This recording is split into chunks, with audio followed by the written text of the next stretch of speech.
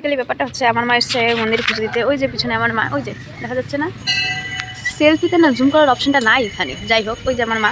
তো আমি এখানে নতুন চেয়ারগুলোতে বসে আছি, যেখানে আমি বসিনি। আমার বাড়ির পাশে মকাল বাড়ি, কিন্তু আমি আসি না।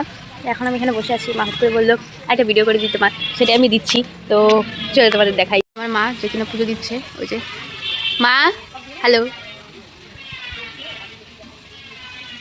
এই যে এটা আমাদের শিব ঠাকুর।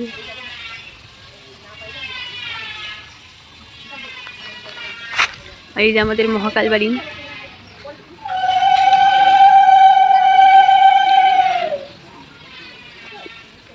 এখানে কীর্তন হয়, যেখানে লেখা হরে কৃষ্ণ হরে রাম। এই মহিলাটাও ভিডিও করছে। যাই হোক, বেশ ভালো।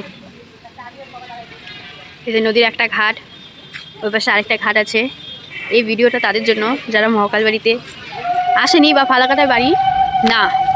তবে হ্যাঁ, এই চেয়ারগুলো যার তরফ থেকে দেওয়া তাকে থ্যাংক ইউ। কারণ যারা মহাকাল বাড়িতে এসে এরকম বসে থাকে, বা এই যে আমার উল্টো পাশে একজন না 3জন আন্টি বসে আছে, যাদের মেয়েদের কিনা আজকে, মেয়ে বা ছেলেদের কিনা আজকে উচ্চ মাধ্যমিক পরীক্ষা। তো গরমের দিনে এই বট গাছের নিচে বসে থাকা মানে একটা শান্তিদায়ক ব্যাপার আর কি। তো একদম পারফেক্ট। মা আমাকে উত্তর বলে চল এই মন্দিরে যাই। এটা হচ্ছে আমাদের এখানকার কৃষ্ণ মন্দির, আর এই যে সেখানকার পুরোহিত। এই মন্দিরে এসে আমি কিনা গোপালের বার্থডেতে ব্যান্ডেড গিফট করেছিলাম। তো যাই হোক, চলো টাটা।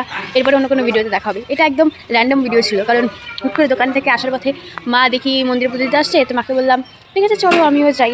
তো সেটাই, টাটা।